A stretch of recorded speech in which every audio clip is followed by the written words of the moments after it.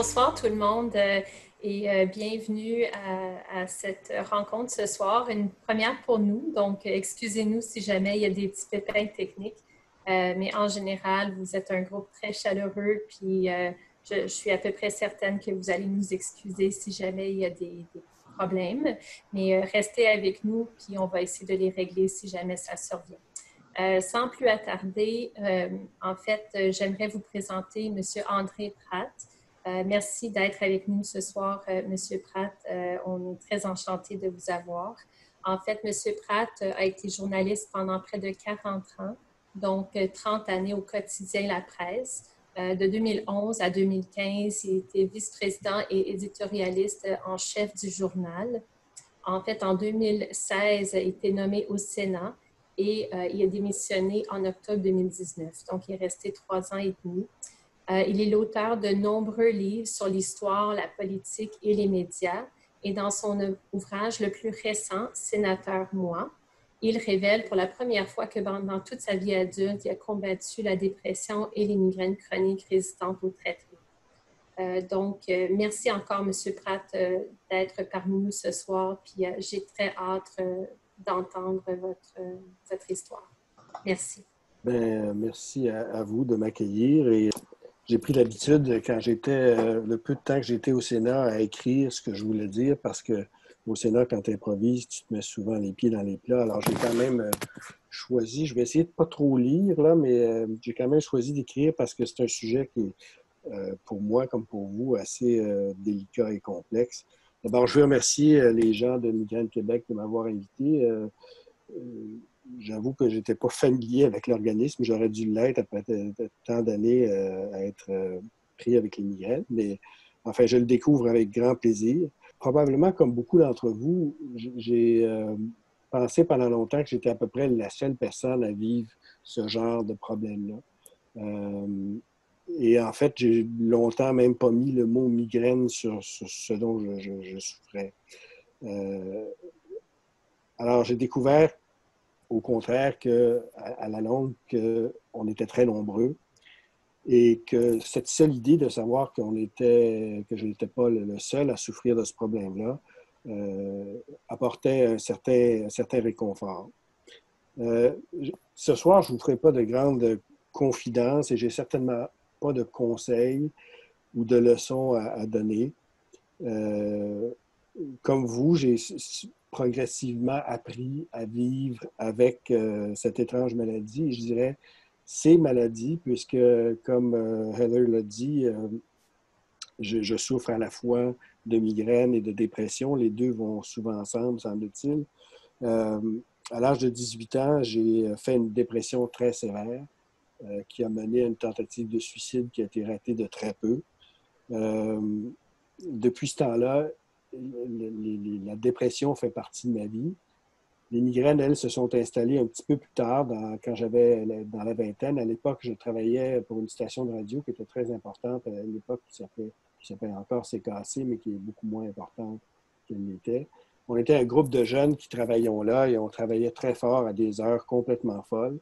Et à un moment donné, les migraines sont arrivées, mais je mettais les migraines sur le compte de la fatigue, parce que je travaillais fort, puis qu'on se levait à 3 heures du matin, puis qu'on finissait à des heures de fou.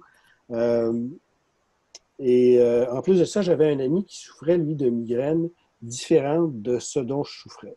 Moi, j'avais mal à la tête tout le temps. Je me levais le matin avec un mal de tête. Mes maux de tête augmentaient en intensité, mais lui souffrait de migraines vraiment incapacitantes qui duraient plusieurs heures, parfois quelques jours. Mais une fois que c'était fini, c'était fini. Donc, quand il avait des migraines, c'était vraiment paralysant. Mais quand c'était terminé, c'était terminé. Tandis que moi, j'avais toujours mal à la tête. Mais en même temps, j'étais capable, difficilement parfois, mais j'étais capable de fonctionner. Alors, j'ai évidemment, probablement comme vous, j'ai essayé d'avoir les médicaments en vente libre, les Tylenol, etc. Certains ont eu des problèmes de dépendance. Moi, je n'en ai pas eu parce que ça n'avait aucun effet sur mes maux de tête. Et donc, je n'ai pas eu l'occasion, si je peux dire, de développer une dépendance puisque ça ne faisait rien. Ça m'a pris des années avant de consulter pour mon problème parce que, comme je vous disais, pour moi, c'était la fatigue, et le moment où je ralentirais un peu, les choses se rétabliraient. Sauf que je constatais que même quand je prenais des vacances ou tout ça, j'avais quand même mal à la tête. Mes problèmes de dépression se sont poursuivis et à un moment donné, un médecin m'a prescrit de l'Effexor pour mes dépressions. Et comme par miracle, mes maux de tête ont disparu. Et pendant 4 ans, j'ai eu des migraines 3 ou 4 semaines par année, mais c'est tout. Et je me sentais un petit peu comme un aveugle qui tout d'un coup voyait clair. Là, j'étais tout d'un coup débarrassé de mes migraines. Mais malheureusement, les migraines sont revenues 3 ou 4 ans plus tard et sont avec moi, font partie de ma vie depuis ce temps-là. Depuis quelque temps, je prends un nouveau médicament qui s'appelle l'Aimovig, que vous connaissez peut-être, qui est on appelle ça un anticorps inhibiteur de CGRP. L'Aimovig a peut-être diminué l'intensité des migraines d'environ 10 c'est pas rien, mais c'est pas non plus un miracle, surtout quand on considère le prix très élevé de cette catégorie de médicaments-là. J'ai aujourd'hui 63 ans. Il y a beaucoup d'inconvénients à commencer à vieillir, mais il y a un avantage qui est qu'on commence à arriver à quelque chose qui ressemble comme la sagesse. Et je ne prétends pas être un grand sage, là, pas du tout, mais j'ai commencé à être capable de prendre un peu de recul, d'être un peu moins obsédé par mes problèmes de migraine et de dépression, de les accepter comme faisant partie de ma vie. En parler publiquement m'a beaucoup aidé dans ce processus. Mais surtout, ce qui est important, c'est que j'ai pu à un moment donné admettre ou m'admettre à moi-même que, somme toute, ma vie jusqu'ici avait été pas si mal. Au point de vue professionnel, j'ai quand même pu pratiquer le métier qui me passionnait et pendant presque 40 ans, comme l'a dit Heather.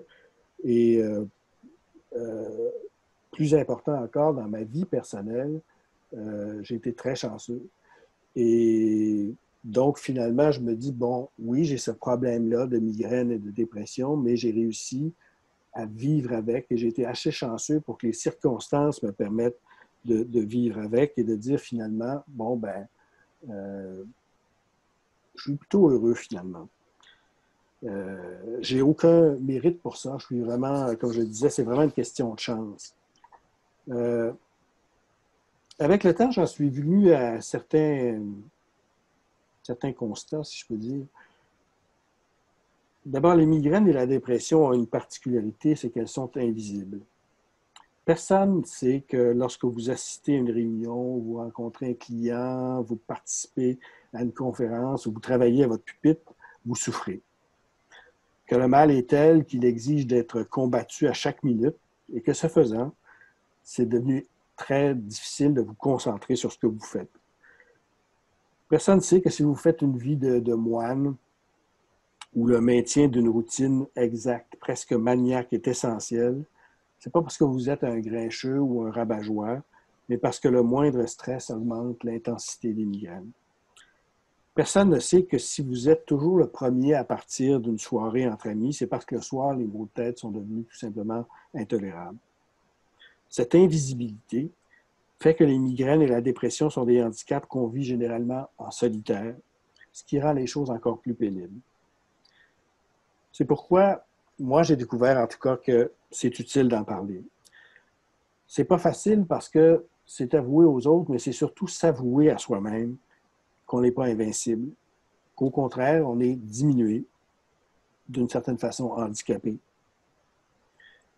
À un moment donné, moi, j'en ai eu assez, après de nombreuses années d'une vie un petit peu publique même, j'en ai eu assez de faire comme si rien n'était. La réaction de l'entourage a été, en général, l'inverse de ce que je craignais, c'est-à-dire que les gens ont tout de suite été très compréhensifs et m'ont beaucoup appuyé. La seule chose que j'ai trouvée un peu agaçante, c'est que beaucoup de gens sont venus me voir en me disant ben, tu devrais essayer telle chose, ou moi j'ai essayé telle chose et ça a marché, le cannabis, l'hypnose, l'acupuncture, etc., etc. Et j'ai vraiment trouvé épuisant de dire à tout le monde que j'avais tout essayé et que rien n'avait marché. La médecine dure, la médecine douce, tout. Mais en définitive, quand même, en parler a permis de sortir un peu de mon isolement et donc une certaine façon de guérir un peu. Mes migraines m'ont beaucoup ralenti au plan professionnel.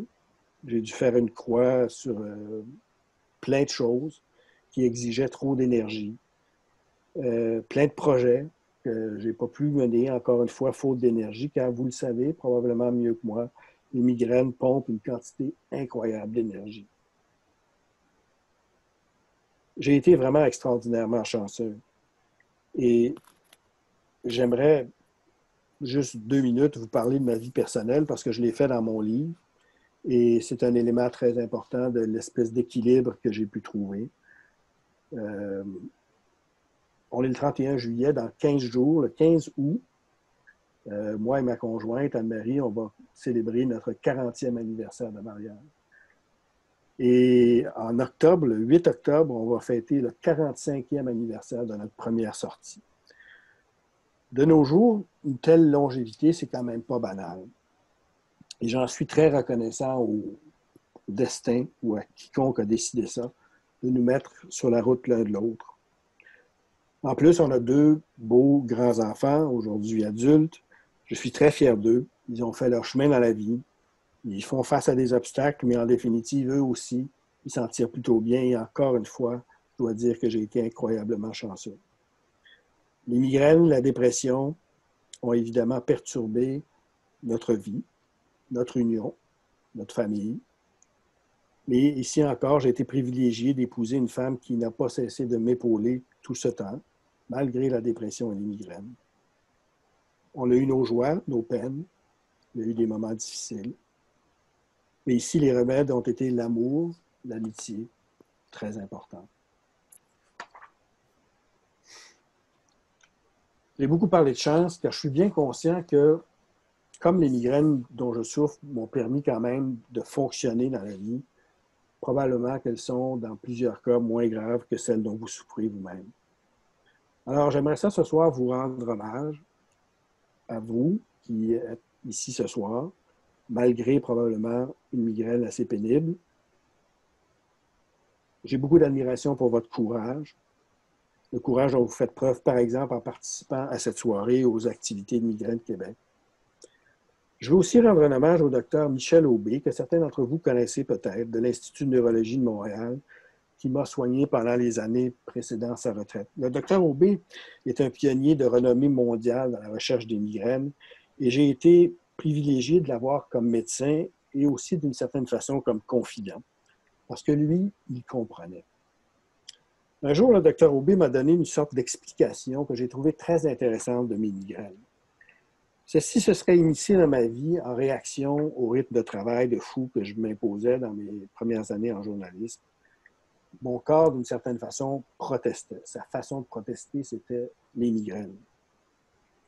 Et graduellement, c'est comme si mon corps s'était mis à réagir à des stimuli de plus en plus faibles. La lumière, les sons, etc. Et donc, même si je travaillais moins, même parfois quand j'étais en vacances, les migraines revenaient pareil dès le moindre stimuli. Puis finalement, le stimuli, c'est devenu me lever le matin, ouvrir les yeux et les migraines commencent. Et donc, c'est ainsi que les migraines sont devenues quotidiennes, permanentes et ne réagissant à aucun traitement. Voilà, alors si j'ai accepté l'invitation ce soir, en fait, bon, ça m'a permis de parler un peu de moi et de me confier, mais je voulais surtout avoir l'occasion d'échanger avec vous, qui probablement souffrez plus que moi. Alors, je m'arrête ici. J'aimerais ça qu'on ait l'occasion d'échanger. J'aimerais ça écouter ce que vous vivez. Et voilà. Alors, je suis à l'écoute. Merci, merci beaucoup, beaucoup pour cette belle témoignage. Je pense qu'on en profite, tout le monde qui écoute. Non seulement il y a des professionnels de la santé qui écoutent, il y a des patients, il y a des proches aidants. Et je pense que chacun, quand on vous entend, on peut essayer de comprendre, même à notre niveau, un peu mieux votre vécu. Donc, effectivement, on peut laisser la parole ouverte à tous. Moi, je pense que c'est assez extraordinaire tout ce que vous avez accompli dans votre vie, M. Pratt, malgré cette maladie. Puis, je pense que vous êtes très humble quand vous dites que vous avez eu de la chance, mais quelque part, ça démontre à quel point vous êtes quelqu'un de très résilient. Et parfois, les gens vont dire qu'on est né avec un certain degré de résilience, et il y a d'autres théories qui disent qu'on apprend à être plus résilient.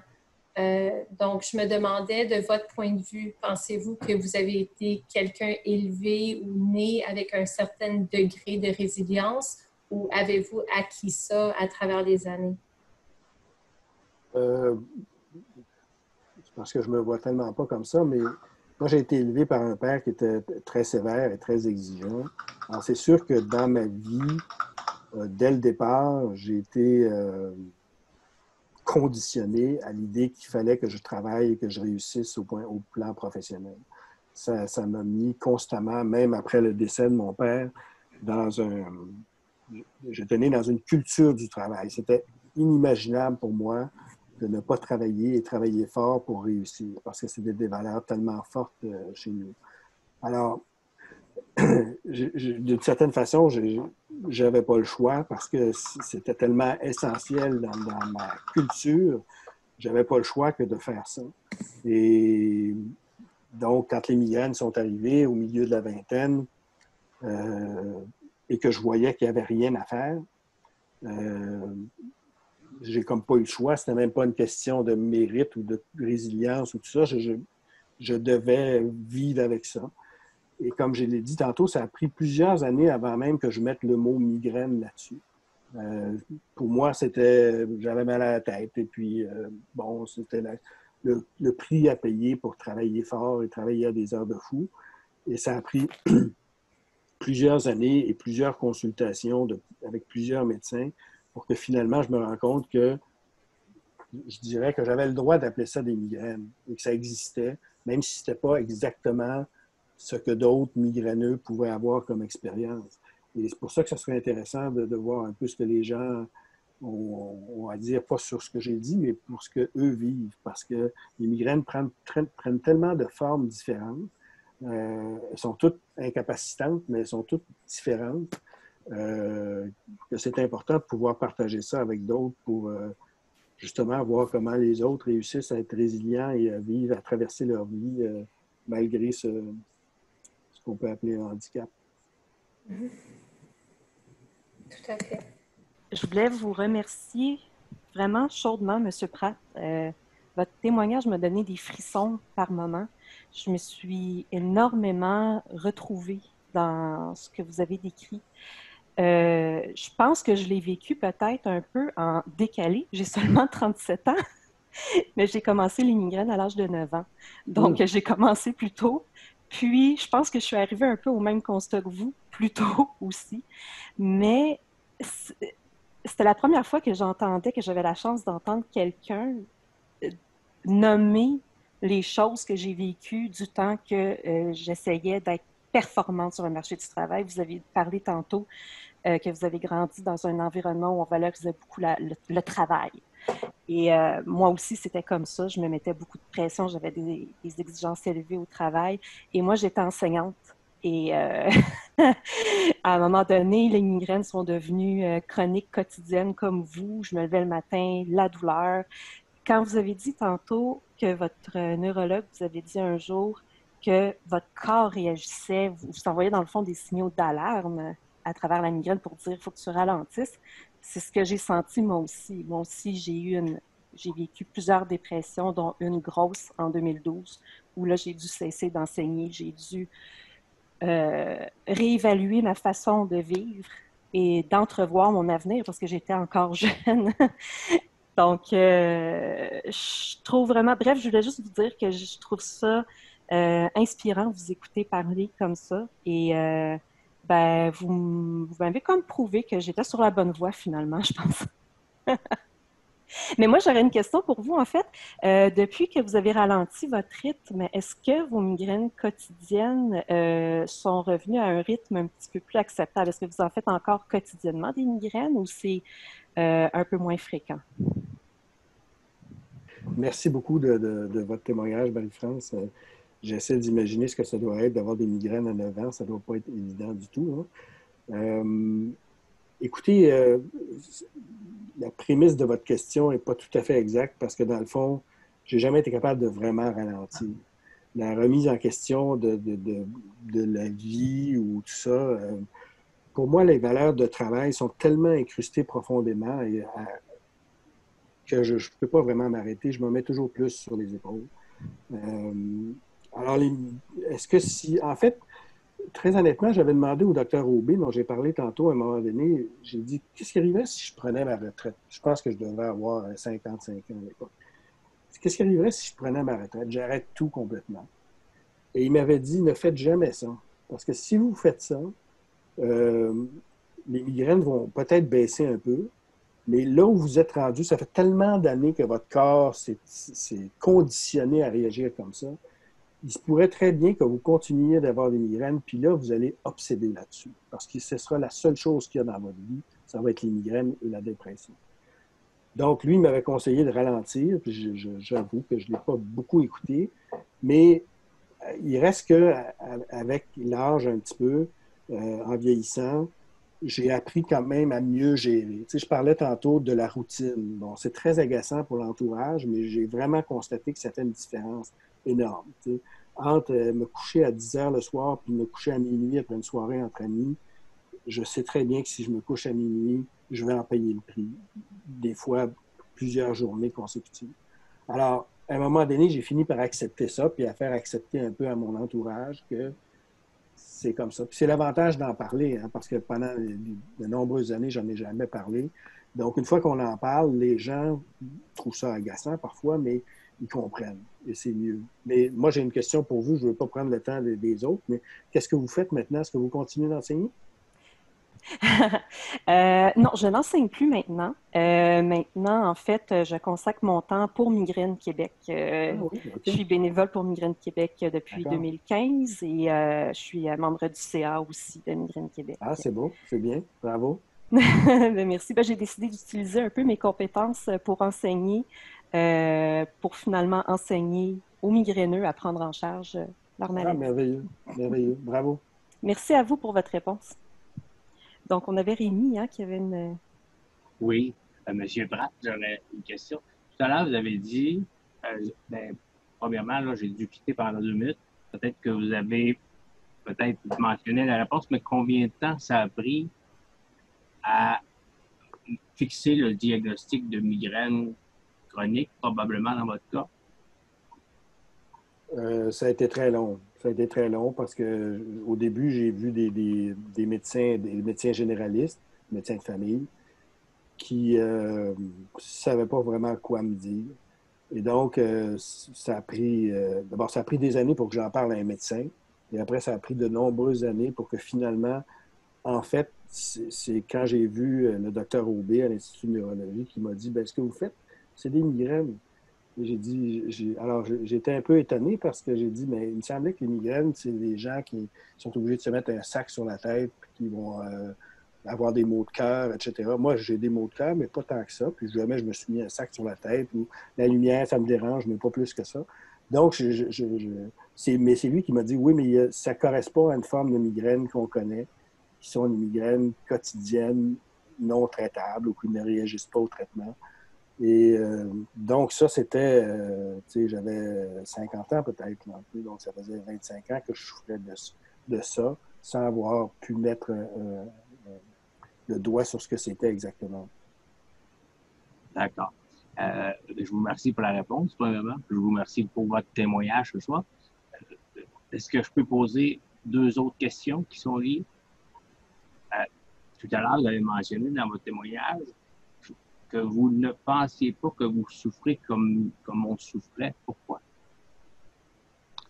Ben, écoutez, je sais qu'il y a des gens qui, parce que j'en ai rencontré, puis on me l'a raconté aussi, pour qui toute vie professionnelle à toute fin pratique est devenue impossible. Le docteur Aubé me parlait d'une médecin spécialiste qui commençait sa carrière et qui a dû interrompre sa carrière complètement et qui était incapable de faire quoi que ce soit. Donc, je veux dire, moi, j'ai été capable de fonctionner. Donc, ça veut dire que c'est pas parce que je suis meilleur qu'un autre. Ça veut dire que probablement les migraines dont je souffre sont très épuisantes et tout ça, mais que j'avais la chance d'avoir des migraines qui n'étaient pas aussi fortes et qui ne puissent pas me rendre complètement incapable de fonctionner. Donc, c'est pour ça que je disais ça. D'accord, merci pour votre réponse. La dernière question, c'est un petit peu personnel. Vous allez pouvoir avoir le choix de répondre ou pas. Mais croyez-vous que lorsque vous avez arrêté de travailler, est-ce que les migraines ont probablement continué à être présentes encore? Bien, dans ce que j'ai vécu comme expérience, moi, les fois où j'arrêtais de travailler, c'était quand je prenais des vacances. J'arrêtais de travailler pendant 2 semaines. Bon. Et les migraines persistaient dans ces périodes-là. Même quand j'étais parfaitement relax là, au Club Med et puis avec rien à faire sauf lire un bon livre, les migraines étaient quand même présentes. Mais ma question était comme ça aidée en deux parties, mais croyez-vous que présentement, bon, vous avez ralenti, vous êtes parti du Sénat, croyez-vous que présentement, il y a une distinction entre les migraines puis la souffrance qu'on peut avoir à se sentir inutile, ben, pas se sentir inutile, mais se sentir moins, comment je peux dire ça, moins, pas important, mais moins, comment je peux dire ça, on se sent comme délaissé de projets, on se sent délaissé. Est-ce que ça a créé chez vous une certaine souffrance d'arrêter, une souffrance comme une personne, par exemple, qui arrête de jouer au hockey, qui a 19 ans, se blesse, puis il arrête de jouer au hockey, puis là, pour certaines raisons, moi, il commence à prendre certains médicaments, puis il y a une souffrance réellement physique. Est-ce que, pour ça que je vous ai dit tout à l'heure que je vous poserais la question, mais c'était votre prémisse de répondre ou pas. Est-ce que présentement, vous avez comme une souffrance à avoir comme dû arrêter ou... J'ai ressenti ça à des moments dans ma vie où, à cause des migraines et des dépressions, j'ai pris des décisions. Par exemple, au journal La Presse où je travaillais, à un moment donné, j'ai pris ma retraite. Bon, j'avais 59 ans à l'époque, ce qui est encore assez jeune. Et c'est sûr que si j'ai pris ma retraite, ça a été très influencé par la dépression et par les migraines. Maintenant, ce qui est arrivé, c'est qu'il est toujours arrivé quelque chose après où je me suis dit, bon, ben là, il faut que je l'essaye. Peut-être que je ne serais pas capable à cause notamment de ma condition physique, mais je vais l'essayer pareil. Alors, dans mon cas, ça a été l'histoire du Sénat. Donc, j'ai essayé d'être au Sénat. Le Sénat, c'est même, malgré ce que les gens disent, c'est beaucoup de travail. Et les migraines ont joué un rôle là-dedans. C'est loin d'être la seule raison, mais j'ai réalisé après 3 ans que je n'étais pas capable de faire ce rythme de vie-là. Mais vous voyez, maintenant, ma vie est organisée autrement. Je continue à travailler. Je ne suis pas à la retraite. J'ai encore du travail. Mais c'est quand même des horaires moins délirants que ce que je faisais avant. Et les migraines sont encore très présentes. Mais ce que je disais tantôt, là, c'est que quand on vieillit aussi, on finit par admettre certaines choses. Et c'est probablement que si j'avais été obligé de prendre ma retraite à 45 ans, j'aurais ressenti plus ce dont vous parlez. Et maintenant, j'ai 63 ans. Je me connais mieux que ce qui était le cas quand j'avais la quarantaine ou encore moins la vingtaine. Donc, j'ai fini par un peu accepter ça, que je ne pourrais pas faire tout ce que je voulais parce que j'avais ce handicap-là. Et le fait d'en parler, donc de dire aux autres, parce que comme je vous ai dit, moi, je venais d'un milieu qui était très exigeant, très performant, mais le fait de pouvoir dire aux autres, bien, regardez, là, si je vis de cette façon-là, et s'il y a certaines choses que je ne fais pas, c'est parce que j'ai un problème. Puis vous ne le voyez pas, mais j'ai vraiment un problème qui me diminue. Et je l'accepte mieux aujourd'hui que ce qui était le cas il y a 10 ans, 20 ans ou 30 ans. D'où la sagesse. Vous avez parlé tout à l'heure, l'acquisition d'une certaine sagesse en vieillissant. Oui, oui, certaine sagesse encore. Donc, je vous remercie d'avoir répondu à mes questions. Merci, Amy. Monsieur Pratt, merci beaucoup d'avoir partagé votre vécu avec nous. Ça prend du courage de parler de ça. C'est tellement invisible, c'est tellement mal vu par la société. Les gens ont très, très, très tendance à minimiser les migraines, à dire que c'est vraiment juste un mal de tête, prenez un Tylenol et tout ça. Puis, en parler, c'est comme mettre une grosse étiquette sur notre front. Là. J'ai des migraines et c'est tout dans ma tête. C'est ce que les gens pensent. C'est notre faute. Justement, on est trop stressé. Les gens me disent tellement d'affaires. Ben, si vous prenez plus de vacances, vous allez être correct. C'est psychosomatique. J'ai tout entendu. Puis pendant longtemps, vous ne saviez pas c'était quoi. Pendant longtemps, vous niez peut-être un petit peu. À un moment donné, vous avez parlé d'acceptation. Je ne sais pas si qu'est-ce que ça a changé pour vous de dire, OK, j'accepte que ça fait partie de ma vie? Bien, ça change tout parce que on parvient à vivre avec ça seulement le jour où on accepte que c'est là. Et quand j'étais au Sénat, je me suis lié d'amitié avec Chantal Petitclerc, que vous connaissez certainement, l'athlète paralympique qui a gagné je ne sais pas combien de médailles d'or aux Jeux paralympiques. Et Chantal, elle est paraplégique et elle mène une carrière absolument phénoménale malgré son handicap. Et ça a contribué un peu à mon acceptation parce que je me disais, elle souffre vraiment d'un handicap grave. Et elle a quand même accompli des choses extraordinaires comme athlète. Et depuis qu'elle a pris sa retraite du rôle d'athlète, elle a continué dans une vie publique très, très importante. Et donc, je pense que si on parvient à un moment donné dans la vie, par les circonstances de la vie, d'accepter que c'est là, que donc ça nous ralentit, c'est indéniable. Ça ne changera pas le fait d'accepter, ça ne changera pas le fait qu'on est ralenti, qu'on est handicapé. Mais vous parlez des remarques des gens. À un moment donné, le fait de l'accepter installe une espèce de certitude aussi. Moi, je l'ai dit tantôt, ce qui m'agaçait le plus, c'est les gens qui arrivent avec un remède miracle. Il y a toujours un remède miracle. Tu sais. Vous le disiez, c'est soit ralentir, tu es trop stressé, travaille moins. J'ai un ami qui a eu ça, il a été se faire hypnotiser, ça a réglé son problème. Tu sais. Et les gens ont du mal à accepter qu'il n'y a pas un remède miracle, une pilule qui va régler le problème. Mais une fois que tu as accepté ça, puis c'est un long processus, cette acceptation-là, ça prend plusieurs années, ben, tu te sens plus solide à dire, regarde là, je le connais mon problème, j'ai mis le doigt dessus, je sais ce que c'est, puis c'est pas un remède miracle, puis c'est pas telle autre affaire qui va régler ça. Je vis avec ça. Et en fait, ça aide à le faire accepter aux autres aussi, je trouve. Parce que tu as une certaine certitude sur ce que tu vis.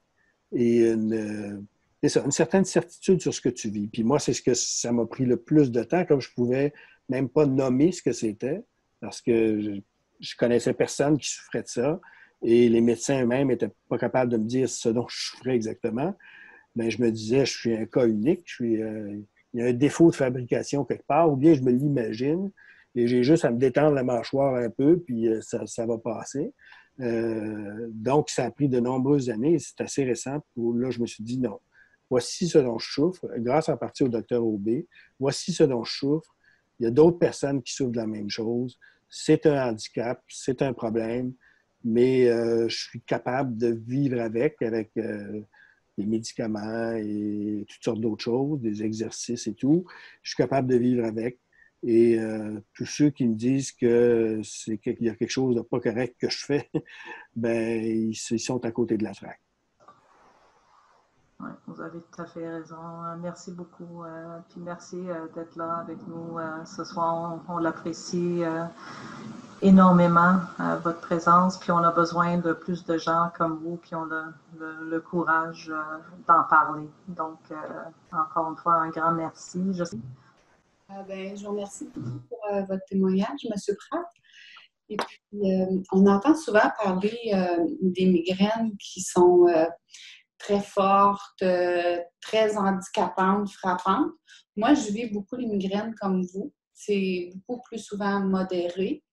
Maintenant, je ne suis plus au travail actif-productif. Je fais du bénévolat pour Migraine Québec. Et puis, c'est ça, c'est long, on dirait, quand que c'est comme plus modéré, avant qu'on accepte, je pense, qu'on a besoin de ralentir. Moi, ça a été très long avant que même que je décide d'en parler à mon médecin. Je consultais mon médecin pour d'autres problèmes de santé, puis je ne parlais même pas de mes migraines ou de mes maux de tête parce que c'était comme pas assez fort. Mais en même temps, c'était très dérangeant dans ma vie de tous les jours. Et ça fait du bien d'entendre un témoignage de quelqu'un qui parle de ce genre de migraine-là, l'impact que ça peut avoir dans sa vie. Donc, je me reconnais au travers de vos douleurs. Et tantôt, vous disiez, il y a des gens qui souffrent beaucoup plus. Quelqu'un, à un moment donné, m'a dit que c'est des souffrances qui sont différentes. Et ça m'avait fait du bien, moi, d'entendre ça, que les souffrances sont juste différentes, ne sont pas ni plus ni moins.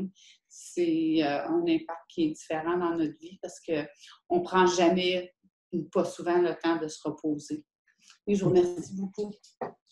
Bien, merci de votre témoignage. Puis je trouve que vous dites là quelque chose de très important, c'est que justement, les migraines ont cette particularité-là que les gens vivent toutes sortes de migraines différentes. Et c'est toutes des vraies migraines. C'est juste que les gens, le public, notre entourage, les seules migraines qu'ils connaissent vraiment, c'est les migraines que vous décriviez au début, c'est-à-dire des migraines épouvantables. Les gens sont handicapés pendant 2-3 jours, mais une fois que c'est fini, c'est fini. Et les migraines quotidiennes, c'est moins connu. Puis les migraines modérées, ben les gens disent, ben prends une Tylenol, puis ça va passer, ou ben tu sais, prends une fin de semaine, puis c'est ça. Alors que ça soit modéré ou fort ou tout ça, c'est même modéré, ça pompe de l'énergie, c'est incroyable. Tu sais. Et donc, c'est une des raisons pour lesquelles je suis venu avec grand plaisir ce soir, c'est que je voulais entendre des gens qui vivent d'autres choses, qui vivent la même chose que moi, parce que ça fait du bien de voir qu'on n'est pas tout seul. Oui, effectivement. Je sais, probablement, vous n'avez pas eu la chance de voir dans le chat, mais M. Pratt, beaucoup de gens qui vous écoutent ont écrit leurs remerciements de votre témoignage. Ils n'osaient pas le dire à voix haute, mais vous avez touché beaucoup de personnes et j'apprécie encore que vous êtes venu témoigner ce soir. Bien, merci. Merci beaucoup, ça me fait grand plaisir et puis bonne fin de soirée à tout le monde. Merci encore. Merci.